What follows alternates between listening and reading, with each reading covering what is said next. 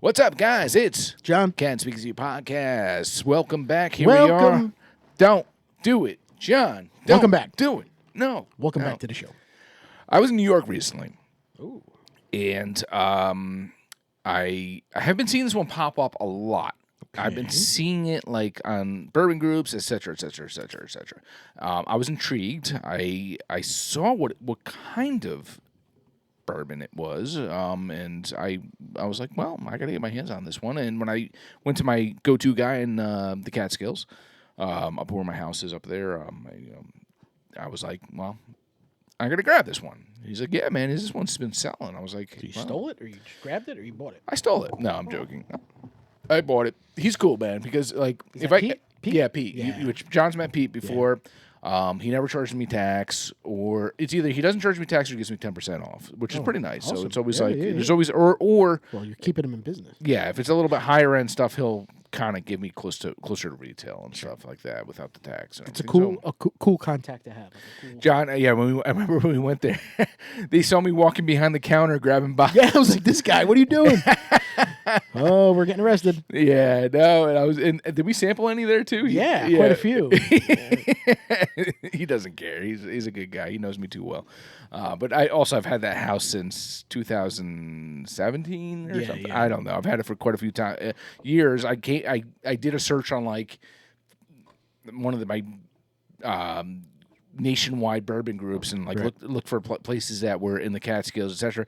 His place, someone said, "Oh, this place here in Liberty has a awesome bourbon selection," and I was like, "Whoa, that's like right around the corner from my house." I'm like, "Let me check it out." I went there. I was more of a novice or more beginner actually bourbon drinker. He had an E.H. Taylor on the shelf for I think it was. It was like $90 or $85, and I said something to him like, "That's a rip." Oh. And he goes, "That's the rye," and I was like, "Oh, Stupid." Yeah, he's like, "The small batch I have for $45, and that was E.H. Taylor." Did he put you on his lap and be like, "Come here, young man. Yeah, I show you the way." But it created a conversation between me and him to the point where he may have saw I was more of a beginner. Now he texts me for a lot of questions, advice, and things of that sort. Cool.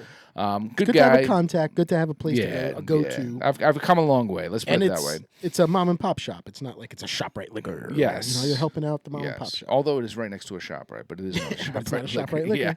Yeah, but this one here, guys, is Holladay.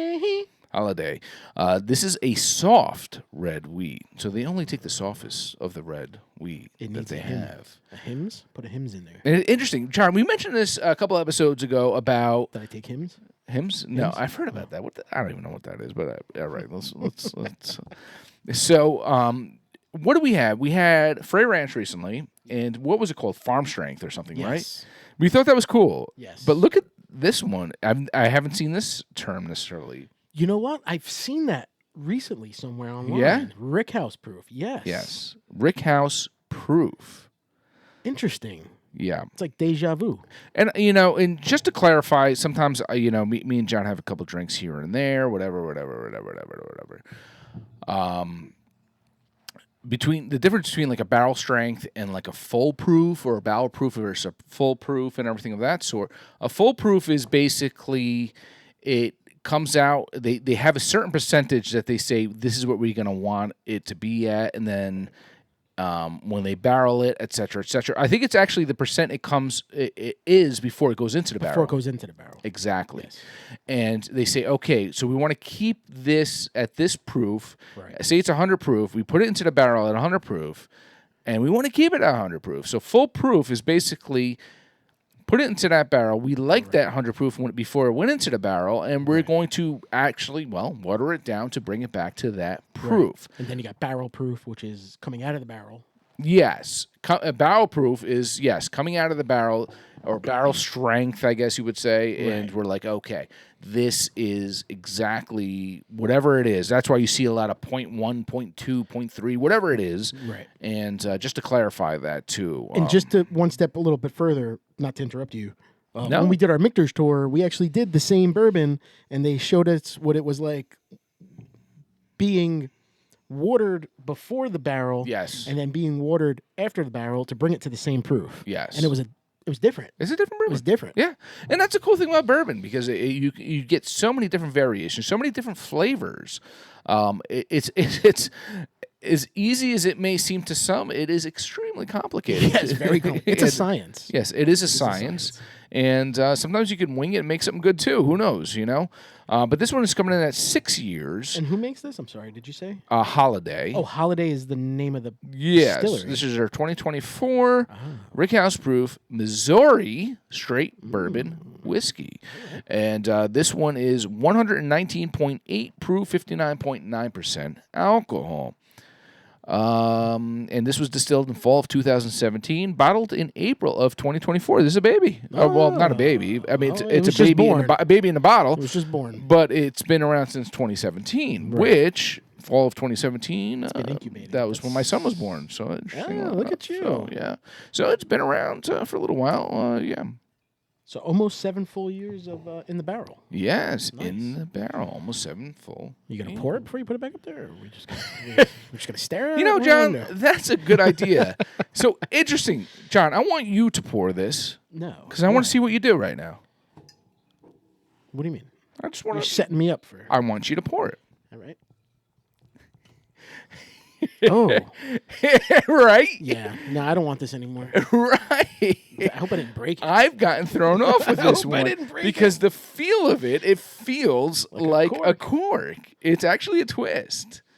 But it looks like a cork. It feels like it's going to be a cork because so many bottles have that round kind of, but you twist it. Wow. Ain't that something, huh? All right. You learn, the more you know. So, yeah. It has got a reddish tint to it in the bottle. Oh. Yep. I hear doggies. I hear doggy. So this is soft red wheat. So I guess that's the way that they prepare it, or what they use in it. They use a red wheat.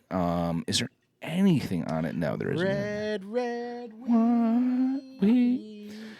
Aged 6 years in New Charlotte Oak Valley. So I mean that's what's bourbon though. You know that's what you get.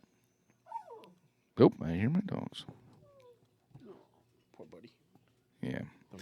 Okay, so let's give this one a nose. It smells phenomenal. Oh, there he is. She. Sorry.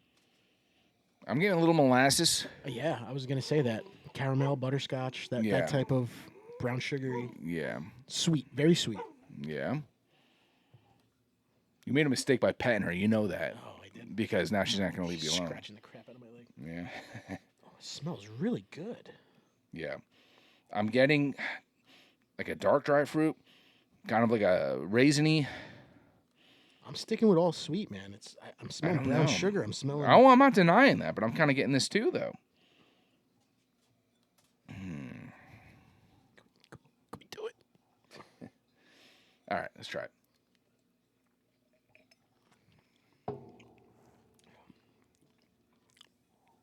Very nice. Nice. I like that a lot. Yeah. You can chill with this one, man. Yeah. Yeah. I taste the sweet.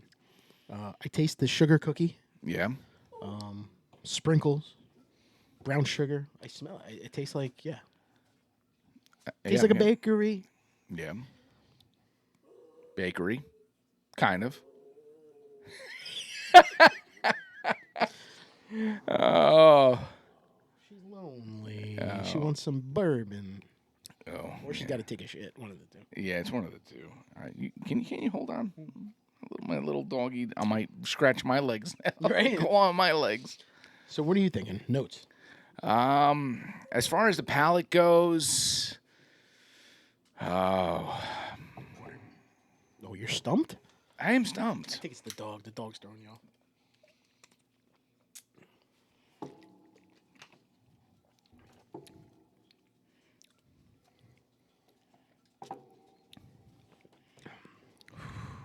Man, I don't know. I'm thinking like I'm getting a little of that molasses. I'm getting kind of like molasses is almost a form of like that caramel kind of And I'm kind of butterscotch, brown sugar. Yeah, that whole family. Yes, because I feel like to me it's like an overdone caramel a little bit. I got a little bit of maple. Yeah. It's not like nutty, nothing like that. It's not oaky. Yeah. To me, it's all sweet. Yeah. When I put it in my mouth, and let me get a little water. I like it. It's not hard. I'm not getting a burn. I'm not getting a hug. I'll play with it a little. It's perfect. It's perfect.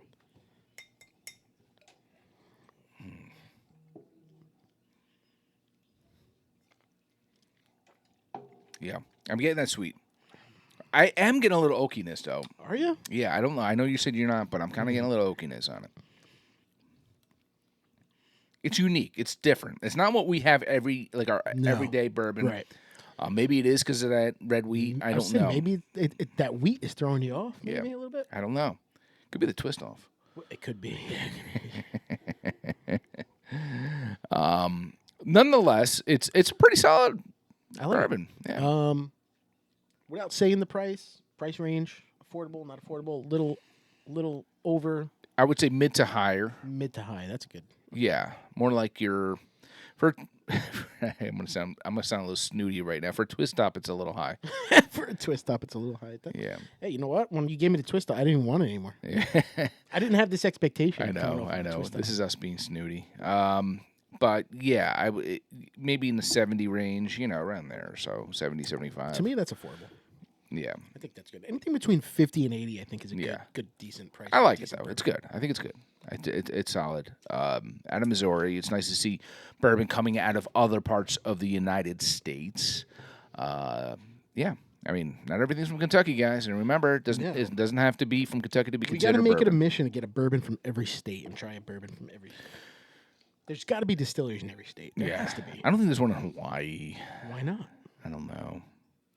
There has It's got like pineapple in it or something, probably. Ooh, But then it's technically not bourbon anymore, if that's the case. So who knows? I'm gonna look that up. Yeah, we should. In other news, John and I had mentioned recently. If you watched our last podcast, hopefully you did. Towards the end, we didn't have enough time to talk on it.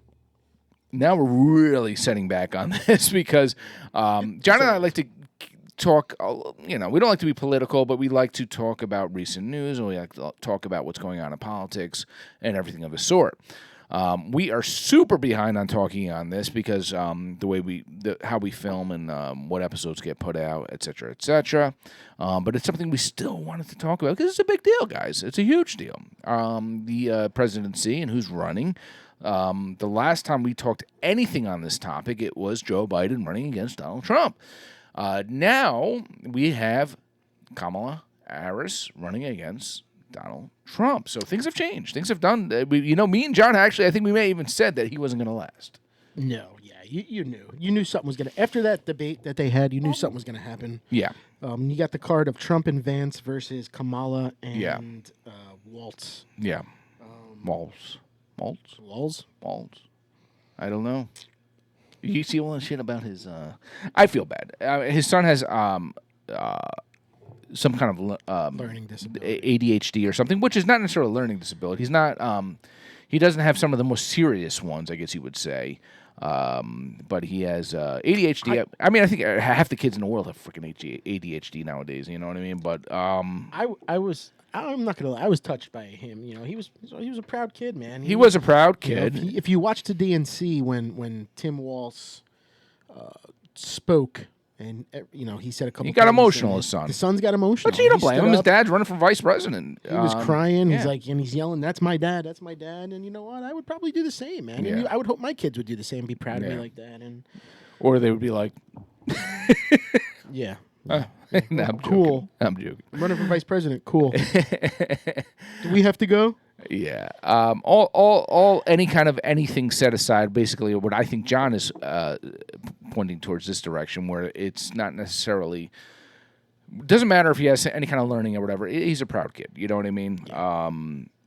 And there's been people have been kind of making fun a little here and there and stuff like that. Yeah, I don't like that. Yeah, it's kind of silly. And I agree. Do I agree with everything that he's about? No, not necessarily. But me and John try to stay neutral with a lot of stuff, and there's things that I agree, with the left, and there's things that I agree with the right. Yeah, we say it all the time. You know, I've, you know, I don't know if I've mentioned it on the show, but you know, we've had my family had like fertility issues, and we needed you know help, and the same like the vice president on the card, Tim Walz, he had to have that. Yeah. And then all they do is say, you know, the Republicans are trying to take that away from you, but I don't think that's the case. They're not trying to take fertility away. No, too often than not, things are taken out of context. Yes. And people only hear, unfortunately nowadays, people only hear what they want to hear. Yes. People only hear the negative that they think is a negative or think whatever. And so they're misunderstanding exactly what the point that is being brought across.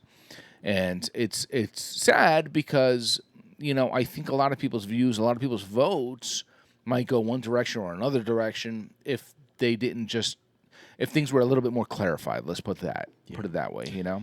Honestly, I do believe this hurts the Republican case. I believe it hurts Donald Trump in his campaign. Yeah. I think it was a lock when Joe Biden was still going. It was. And now it is going to be an actual race. Yeah. You might not agree with me. I respect Kamala Harris's vice president candidate. Yeah. I believe the person Trump picked, J.D. Vance, Yeah. is a little bit of a... Well, he's a little bit of a tool. I actually don't mind the guy. I think that's his downfall, to be honest. I think picking this guy is going to be his downfall. Really? I mean, look at this. Look at this. Hold on. Time out. Yeah. Time out. Go. This guy came from nothing. Watch the movie Hillbilly Elegy. You know? Watch it. You did? No. But okay. I know. I've heard this. I know. He came from basically the slums, an addicted mom. I watched this movie a couple years ago, and I saw that they picked J.D. Vance. I had no freaking clue who he was. And then I did a quick Google search or something, and I saw Hillbilly Elegy pop up. I was like, what, huh? That was a good movie. Why is that popping up? And I looked a little further. I'm like, that was him? That's the guy running for vice president, the guy that was in that, you know, the person that they based that movie on. I'm like, this is it. Now this is getting interesting, you know? A guy who he came from basically, well, not much, you know? Became a military guy, et cetera, et cetera, et cetera. Even though I'm not fond of him doing the whole dick measuring contest with military, things of that sort, whatever. You serve.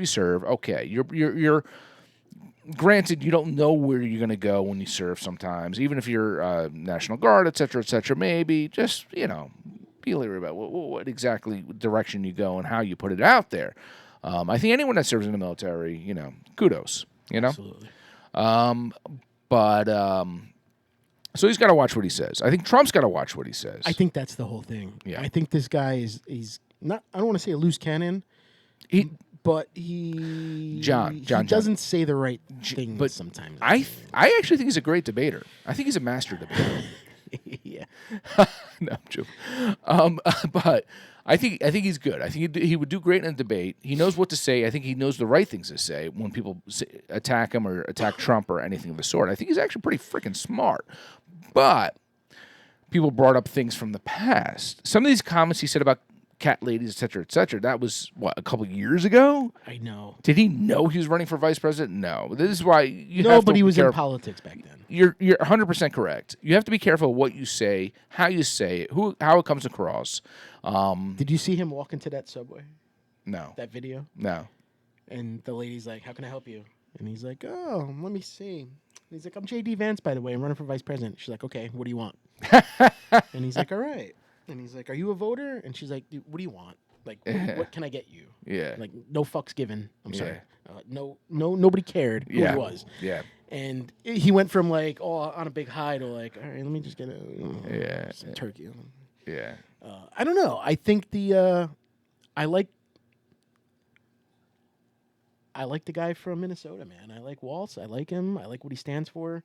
I like the whole coach thing. He's a little extreme. No, coach. But he is extreme. Coach is out the window. That means nothing. I know. Everyone coached a fucking kid's team back in the day, bro. Come on. Let's stop. Let's stop with that. I'm just saying I like, if we had to pick vice presidents and presidents as a separate thing, I might pick him over one, but I might pick one over the other. Yeah. So you got to understand something. I did watch the DNC. Did you watch the DNC? No. I didn't think so. No. The DNC, I watched the first few days, and I was like, what am I thinking? And I didn't really watch the And Republican one either, so I don't think I watched anything like I watched it's- all of it. Yeah. I've been into it this year. Yeah. And, I'll gladly tell you which way I lean. I don't care. It is To the what left. it is. To the left. Oh, to you the mean left. your Yeah, views, yeah, not your... yeah. Okay. No, it's crooked, but it goes up. I lean more on the conservative side, on the Republican side, but there are some good points that the Democrats are making. And at one point, I was like, I think I'm gonna flip. I don't know what to do anymore. I may flip my vote. And my dad goes, "We need to have a conversation." And then somebody said something stupid, and I was like, "I'm back. I'm back. I'm back. Like I'm back." Keep this in mind, John, and it goes for both There's parties. never going to be a perfect candidate. They It's never gonna are happen. what they are doing right now. Understand this. Both sides. Yeah. They are painting a picture. And they want to paint this picture. You just said it. You just said he's a coach. You can picture Right. this guy with the whistle. Yes. Someone as a kid that you look up to, that you're saying, this is the guy that he's teaching me the way. Yeah. Did you notice that Kamala, after she announced him as the VP, her VP running mate, she was like, Coach Walz. She is putting that picture out there. They are extremely smart. Yes. They know what they're doing. This is the difference between the two. This is what it's not my point, but this is what I'm saying. Yeah. This is why Don't be a sheep. This is why everything went from being this way to now it's focusing this way, because they're coming in hot. Yeah. They're coming in with, we need to save this country. But I'm going to fix this, right, Kamala? I'm going to do this. I'm going to do that. I'm going to fix this. I'm going to fix that. You're in office already. My point. You've been in office for 3 years, over 3 years. And what the are you fixing? country, we are part or contributing or doing whatever. We're part of 2 wars, no matter what way you put it. We're part of 2 wars right now, major wars. You got Israel, and you've got Russia, and you've got Ukraine, and you've got all these things going on right now, and it's just... There was 5 minutes where I'm like, Joe Biden was the most historical president ever in the world. He's been the best. What am I doing? What am I thinking? We need more. And then I was like, wait a minute. They're brainwashing us to think this. Yes. And then I looked at the facts, and I was like, we weren't in a war with 4 years of Trump. We weren't, a country of craziness. Joe Biden is taking credit for employment rates to go. Everyone was out of work because of COVID when you started. Come on. Listen, I am absolutely for voting for the best person for the job, regardless of what you are or who your affiliation is. It's always about best person for the job. But don't think I'm stupid. And I don't want to put it as a woman or a black woman or race, color, whatever. And we've talked about this, but that's what it is nowadays. They say you have to pick someone or vote for someone because if you're black, you need to vote for a black. No. We talked about that a couple episodes ago. Yeah, like, come on. No. Let's not be... She's been in office for 3.5 years. All this stuff that she wants to do and is going to do... Why didn't you do it already? Yes. Why don't you do it now? And you could just see the way you can't. And she didn't. And she interviewed. They're like, "Have you ever been to the Mexico, to the wall or whatever? Down there?" And she's like, "We've been to the wall. Yeah. We've been." And Lester Holt goes, "Have you personally been to the wall?" "Well, I haven't been to Europe." I'm like, come on. I think she's in over her head. Yes, I don't think she can handle it. I mean, she's not around as a vice president. You never saw her these past 2 years. She was never around. No. But I think Trump doesn't help things. Trump's got to shut up. He's got to. He doesn't even have to go out and rally anymore. Just sit home and shut up, dude. Just keep your mouth making shut. It worse. And yes. Worse and worse. Some of the stuff he says. Stop with the insults. Stop with the bashing. Stop with this. Just say, this is how it was when I was in office. This is the things that I did well. We can have this again. And this is what I have to fix right now to make things the right way. That's it. Focus on that. And to Kamala, too. This is what I can do to improve. She has to admit that she's done shit. Yes. And she has to say something like, you know, I mean, granted, she's got to be supportive of her president and whatever, but you know, we've been lacking. You know, things haven't been going the right way. What is it? Plan 2025. What is this thing that they're focusing on? No clue. Which Trump even admitted, and he's like, I don't even know what that is. I didn't write that up. That's coming from other people. Who knows what But I will say, her running is going to make this a more interesting election than it was previously. Yeah. Yes, it is. Yes, it was a short thing when Biden was in there, and now. But you know what? Regardless who wins, as long as you go out and vote and voice your opinion, that's all that matters. And once again, we are a democracy, and we deserve to vote who we want to vote for. And I always say, if whoever wins, I will support. As my president is my president, but you got to do a good job. You got to. You have to do what you say you're going to do. Enough with the lies. Too many hypocrites when it comes to politics, and what they say they're going to do, and they don't do. And they say whatever they need to say to get the votes. All they can lean on right now is January 6th. I mean, that's what they're going to lean on. And yeah. I don't even want to get into that, because it's just a whole nother. Strong opinion on that. Yeah.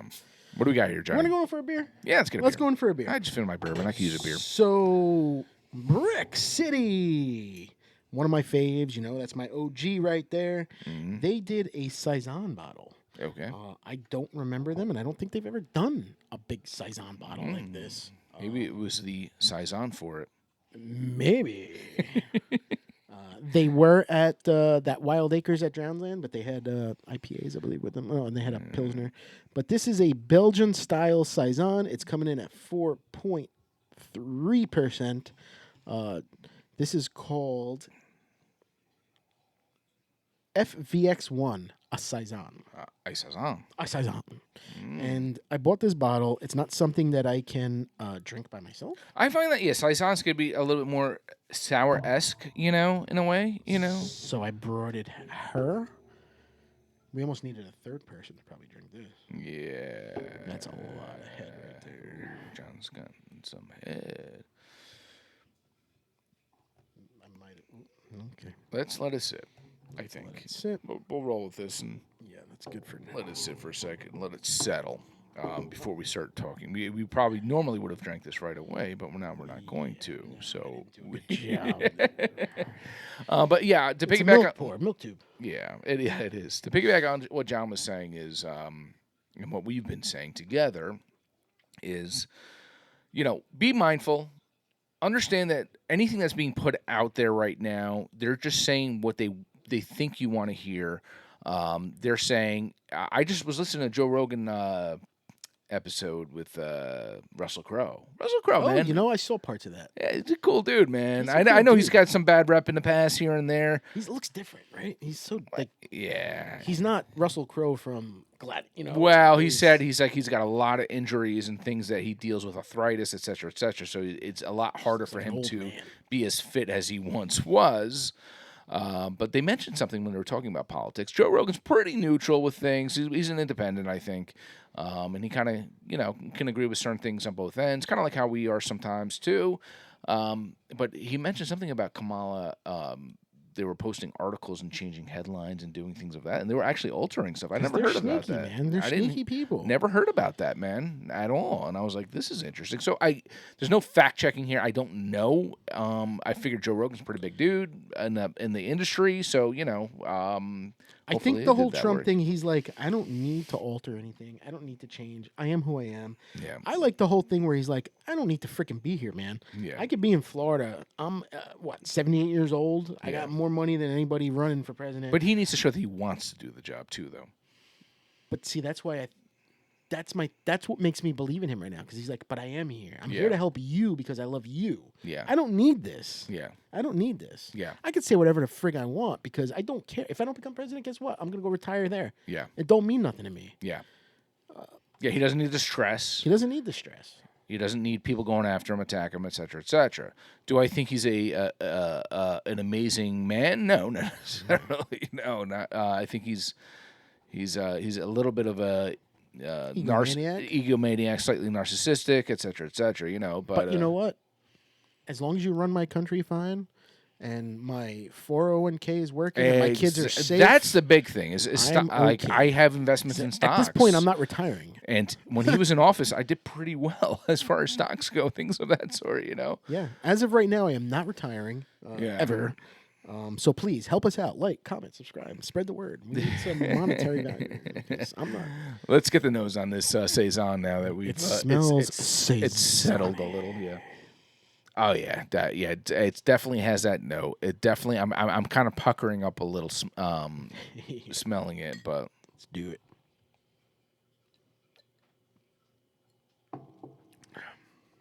All right, not super. It's hard as I thought it might. Yeah. Saison, not to be ever confused with Session, by the way.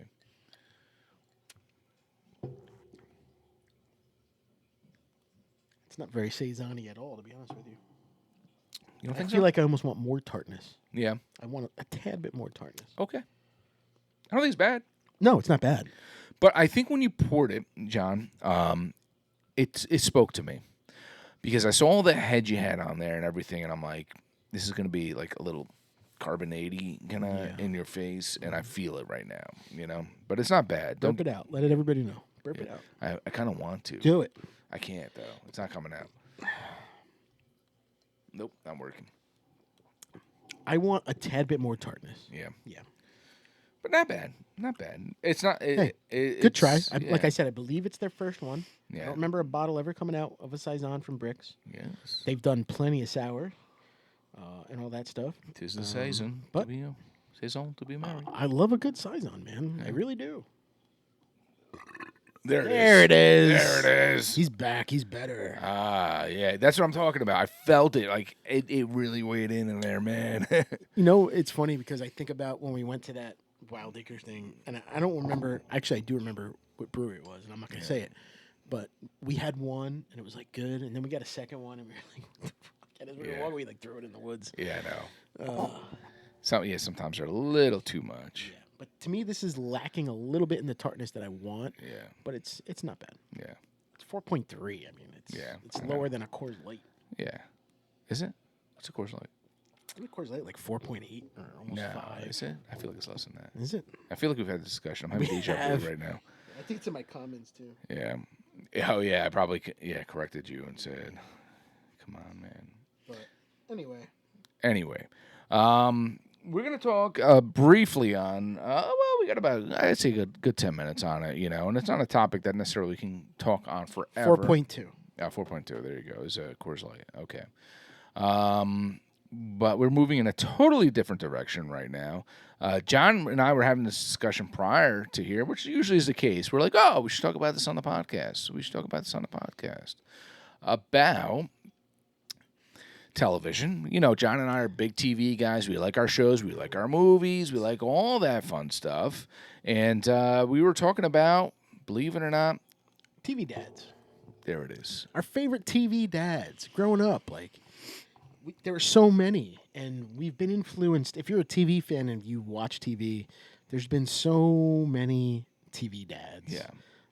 Whether they were good, bad, shows, whatever. If you had to compare a TV dad from the 80s, 90s to the 2000s to 2010s, it's a big change, I think. I think it's a huge change. Yeah. We grew up with, Family Matters, where you had Carl Winslow. You had the Full House with Danny Tanner. Before that, you Cosby Show. Cliff Huxtable. I was going to say before that, you had Cliff Huxtable. Why was it the Cosby Show if they weren't the Cosbys? They were the Huxtables. Because it was his show. I guess he created it. I know that. Why wasn't it the Huxtables? I know. It's fun. I never really thought about that. Yeah. You had Mr. Drummond.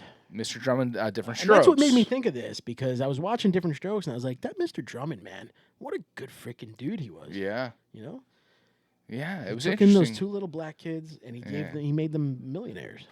Yeah, they lived the dream, but lived the dream. But then Arnold died, and then that was real life. Yeah, the sister died first, right? Yeah, drugs. Yeah, so maybe he wasn't a good dad, but but there was a lot. You had Al Bundy. Al Bundy, which was not necessarily Growing Pains. What was his name? Alan Thicke, right? Yeah. What was their names on there? Mike. I know the son was Mike, right? Kirkham was Mike, and he was the doctor, psychologist. Yeah. What's the name on the show? Well, it's Alan Thicke, but anywho. How about you got Phil Banks, Mr. Bank, right? Yes. Mr. Costanza. Mr. Costanza from Seinfeld. Yeah. How about Mike Brady? Going all the way back to Mike Brady. Oh, yeah, the 70s now. Yeah, Mike now Brady. He took on a whole female family of his own and brought them in. What was he thinking? I mean, AIDS got into his brain and he wasn't thinking right. But yeah, because he was homosexual in real life, right? Yeah. Was he homosexual? Yeah, that's why he got the. That's why he got the AIDS. Yeah, yep. Not to say that. Well, you know what we're saying, or not saying. No. But that's the way it was back then, is what I'm saying. I guess the whole thing with the TV dads is like, what did we learn? What did we take away, right? 2.5 Men. You had Charlie Sheen and whatever being the father figure of that kid. Yeah. But I'll go back to, all right, Wonder Years, right? Because I said I recently watched the whole and series. I have been watching it. Mr. Arnold. Yeah. They make him every episode like a monster, but at the end he was always like the hero. I know. Dad, right? I just watched the episode where he's got the company softball game, and Kevin's like, I want to play. I want to play. Kevin was a douchebag to him. Yeah, and he's like, all right. And then, then he hit the ball, and he hit his dad, whatever, and this and that. And Kevin never realized that no, it wasn't even that time. It was the golf game. Oh, the golf game. And he was caddying for Mr. Arnold and his boss. And finally, Mr. Arnold, he had it, and he started doing great. And then at the end... He tanked it for him. Yes. Because that was what a dad would do for his child. Yeah. He's like, do you see what I'm doing right here? This is, there's more to it. Yes. There's more to this fantasy. There's more to this, I'm going to be... the one that I can always be your hero, but I can be your hero in a different way. Yes. Yeah. To me, he's probably one of the ultimate dad figures. Yeah. So basically, he threw the game so his boss could win. Because he was realistic, right? He was scared of his dad. His dad was always, Jack, what do you want for dinner? Yeah. But he always had the answer, and he always came through. Yes. The ultimate dad, in my opinion. Yeah. Yeah. He was good. I almost say he's the ultimate. Where do you going? You got Dan Connor, right? He was the fun dad, the drunk, Roseanne's husband, right? Oh, yeah. Roseanne. They were a little too loose, I think, though. Very loose. Yeah. Loosey-goosey. A little white trashy. White trashy. Yeah. I think that's what was appealing to them, though. Yeah. I think that's what made it comedic. You remember that one episode where Roseanne's sister got beat up by the boyfriend or the husband? Yeah. And he's like, they're like, Dan, don't do anything. We're fine. We'll take care of it. And then he just puts on his jacket and he leaves. And you know where he's going. Yeah. Yeah. I'm going to go a little bit more modern times. Okay. And I'm going to say, for my TV dad, and I've always said this, who's probably my favorite, was Phil Dunphy, bro. Modern Family. Okay.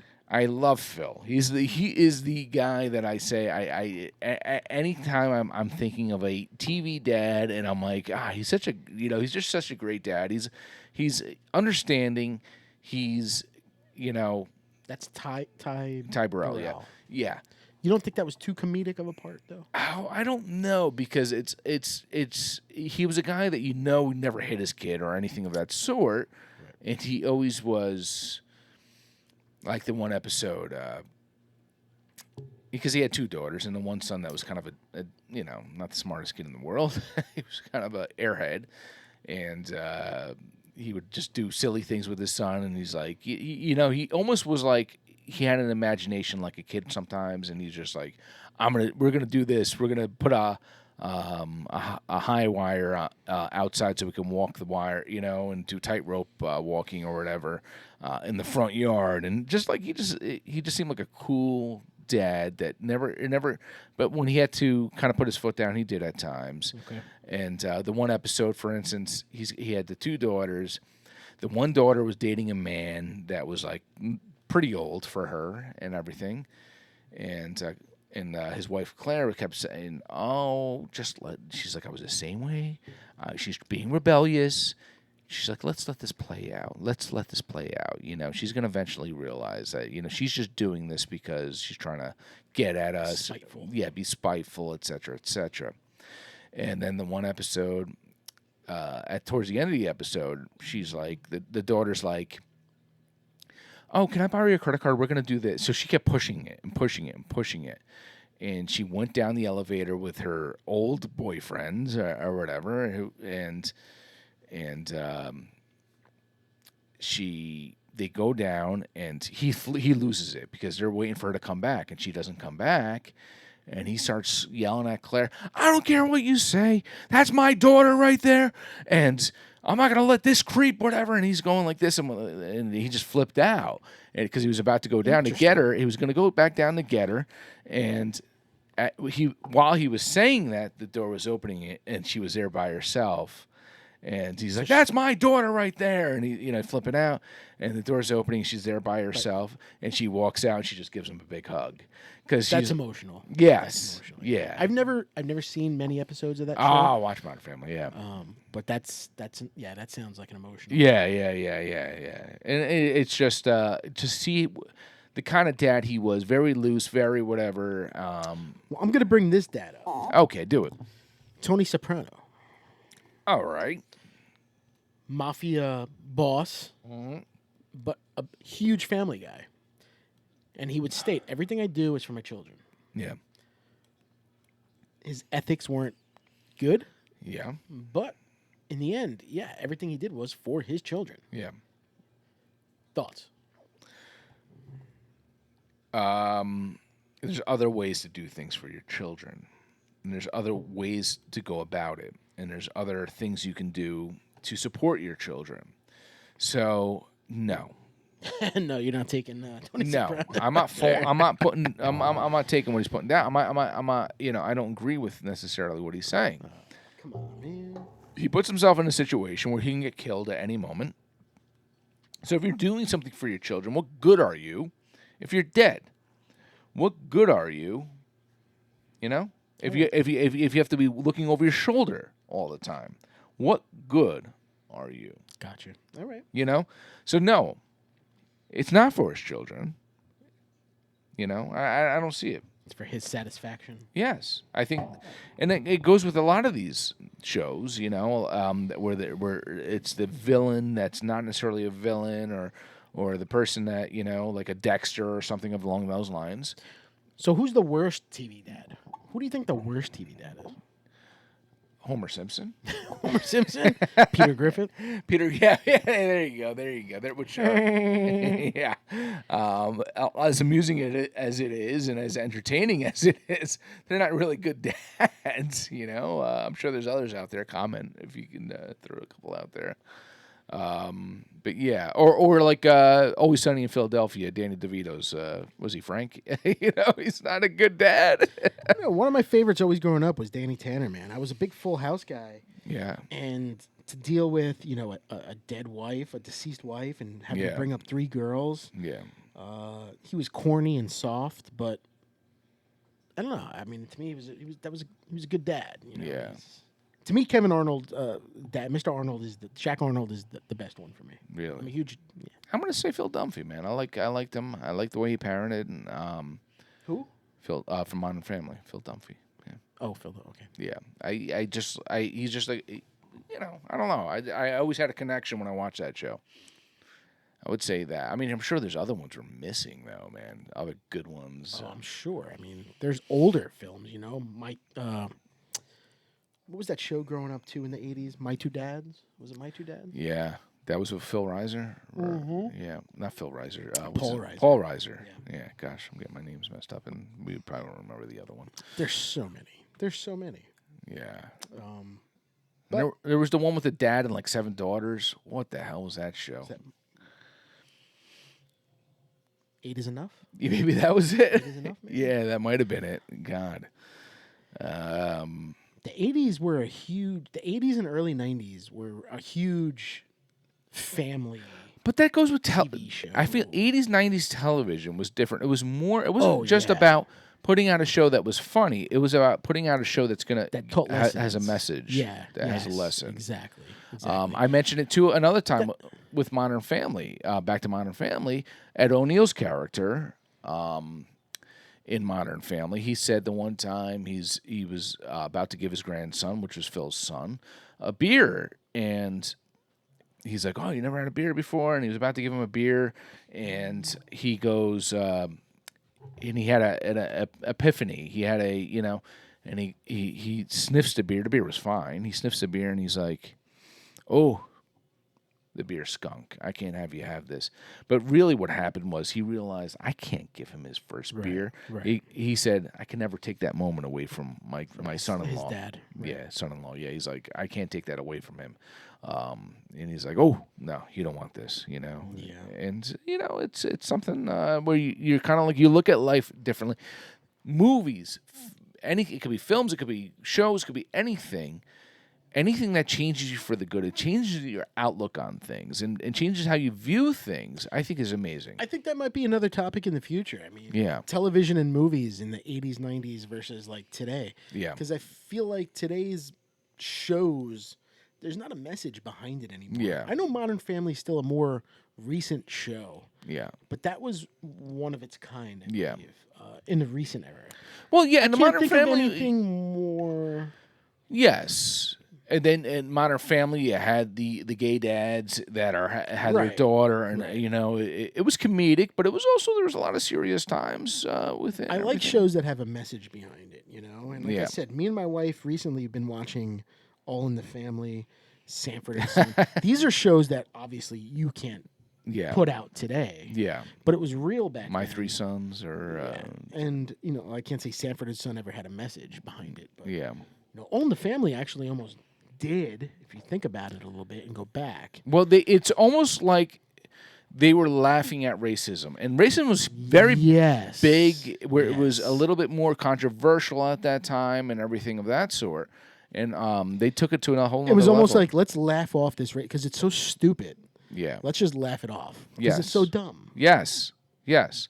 And if you don't get that, you're just not a bright person. If you don't understand what they were trying to do.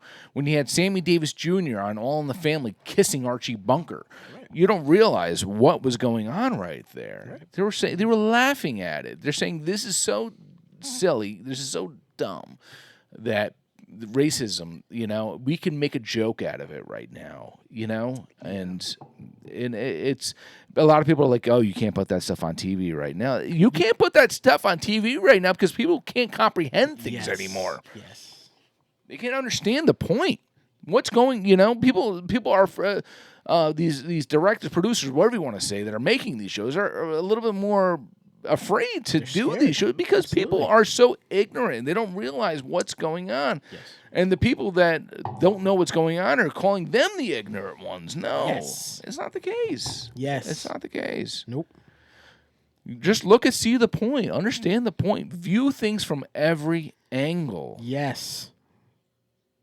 I'm waiting for you to say. Preach Preach it, brother. Keep going. Yeah, that's what I'm Preach waiting for you to say.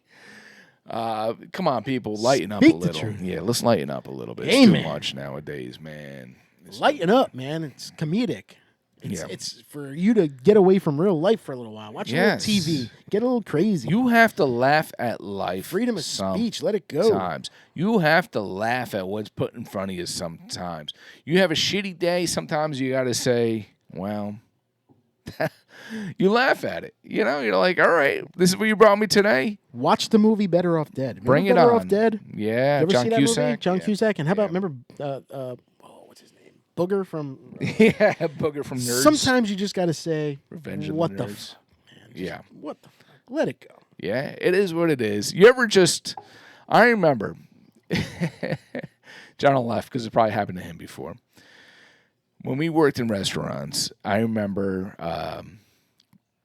we had a big ketchup Valpak. It's like a big bag of ketchup. That was my enemy. And we had to load it into this big dispenser thing. It was like a big plastic thing that held it. Cap off. Yeah, well, and then it's got a thing that you put on. So you're supposed to put the thing on before you hung it up. It was like a screw like nozzle that opens and closed. Yeah. And I put it up and then I opened it. Which most of us did. I had ketchup squirt all over me. Yeah. I'm like, no. Yep. Too stupid. Yeah.